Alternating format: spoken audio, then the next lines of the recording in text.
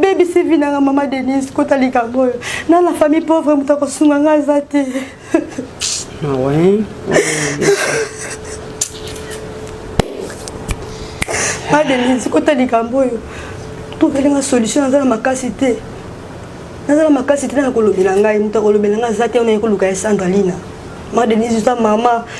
oza pe na bana basi kota likambo na ngai nazala mutako landela ngai likambo te nazo souffrir na patiente bana 7 ans nazela presa sunganga mais ti lelo presa yambanga na téléphone te lelo ko momo nanga lokwa salité moko boye akotala ngo susute mais ye muta baby CV na bandana âge 11 ans abandé ko tianga ba misapi zambo te sika zali ayebi parce que muta zali commémorer pas président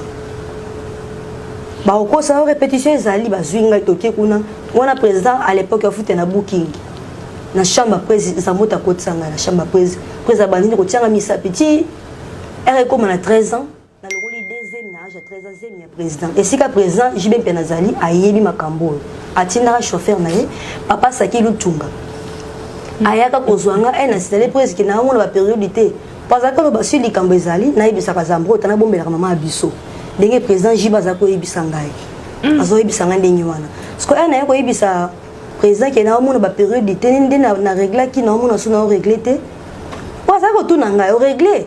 na yebisa te na régler te na yebisa na régler te le président jibe atindi chauffeur ne papa saki lutunga ba yeba zunga na mutuka na mboba manga na hôpital kokoma comme ça na hôpital ba betanga tonga na lali après maman na mona ko moloba loba ko anesthésie na la mukabwe na moni cantine ya makila papa chéri le 5e na âge 13 ans 2 fois Argentine puis na wana boti na 3e mois na ndeye ko bota na sima maman biso ay bakate ke na comme déjà des vergers ay ko yeba ke na comme des vergers à partir à zemi Argentine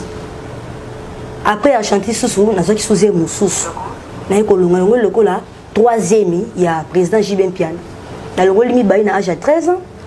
moko na boti Argentine à 15 ans ya suka wana ndena ko longolango